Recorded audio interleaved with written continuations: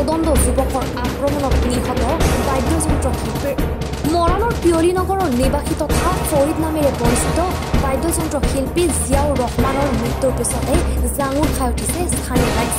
জানিব পৰা মতে দেওবাৰে নিশা প্ৰায় ৮ বজাত এখন দোকানৰ পৰা কিছু সামগ্ৰী কিনি নিজ ঘৰলৈ খোজকাঢ়ি গৈ থকা অৱস্থাত কেইজনমান যুৱকে আঘাত ধৰে ফৰিদক। অভিযোগ অনুসৰি ফৰিদে আঁতৰিবলৈ কোৱাত সৰ্বহস্ত হৈ বেয়াকৈ মাৰপিট কৰে মৰাণৰ নতুন নগৰৰ পলাশ দাস আৰু এজন যুৱকে।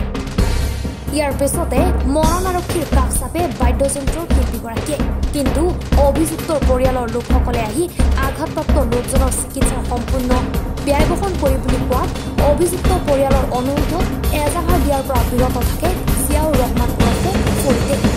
ইফালে বাদ্যযন্ত্ৰ শিল্পীগৰাকীৰ মৰাণৰ ব্ৰহ্মপুত্ৰ নাৰ্ছিং হোমত চিকিৎসা কৰোৱা হয় যদিও লাহে লাহে স্বাস্থ্যৰ অৱনতি ঘটে। অৱশেষত বুধবাৰে মৃত্যুক আঁকোৱালি লয় শিল্পীগৰাকীয়ে। এই ঘটনাৰ পিছতে বুধবাৰে নিশা মৰাণ আৰক্ষী থানাত এজাহাৰ দাখিল কৰে পৰিয়ালৰ লোকে।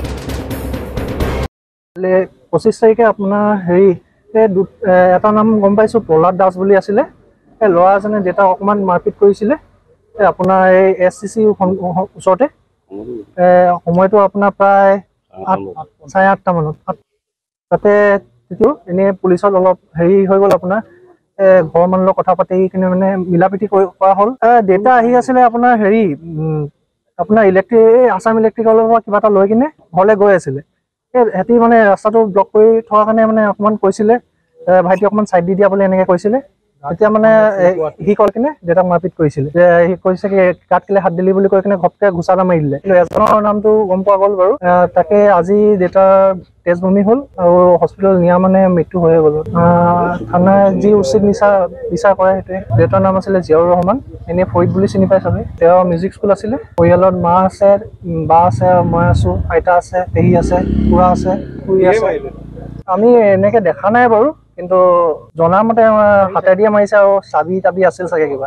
মৰাণৰ পৰা ৰাজু মিশ্ৰৰ ৰিপৰ্ট, এনি ভাৰত 24। নমস্কাৰ, মই অজয় ফুকন আৰু এইখিনিতে সমূহ এনি ভাৰত চেনেলটোৰ যিসকল কৰ্মকৰ্তা আছে সকলোৰে মোৰ ফালৰ পৰা শুভেচ্ছা জ্ঞাপন কৰিছোঁ।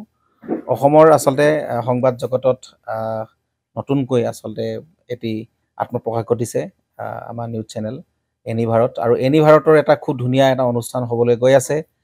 সকলোৱে জানে আমাৰ সকলোৰে মৰমৰ হাৰ্টথ্ৰব জুবিন গাৰ্গৰ গানে কি আনে। আচলতে জুবিন দাৰ সেই গীতৰ আধাৰত আমাৰ হিৰুদাই লিখা সেই গীতটি গানে কি আনে, এই গানে কি আনে নামৰ এটি তেওঁলোকে সাংগীতিক ৰিয়েলিটি শ্ব' কৰিবলৈ গৈ আছে।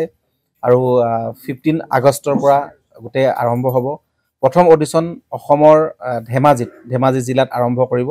গতিকে সমূহ যিসকল প্ৰতিভা আছে, যিসকলে গান ভাল পায়, যিসকলে তেওঁলোকৰ নিজৰ প্ৰতিভা আচলতে দেখুৱাব বিচাৰে, এই ৰিয়েলিটি শ্ব'ত গানে কি আনে এই প্ৰতিযোগিতাত অংশগ্ৰহণ কৰক আৰু খুব ধুনীয়া আপোনালোকে সুবৰ্ণ সুযোগ লাভ কৰিব। লগতে ইয়াতে পুৰস্কাৰ আছেই, বিভিন্ন ধৰণৰ উপহাৰো আপোনালোকে লাভ কৰিব আৰু লগতে এগৰাকী প্ৰতিষ্ঠিত আচলতে এগৰাকী শিল্পী হিচাপে অসমৰ সাংস্কৃতিক জগত আপোনালোক প্ৰতিষ্ঠা লাভ কৰিব। গতিকে গোটেই অনুষ্ঠানটোলৈ মোৰ ফালৰ পৰা শুভকামনা থাকিল আৰু লগতে এই অনুষ্ঠানটোত আপোনালোকে অংশগ্ৰহণ কৰিব। আমিও আছোঁ আৰু সকলোকে আমি লগ পাম। ধন্যবাদ।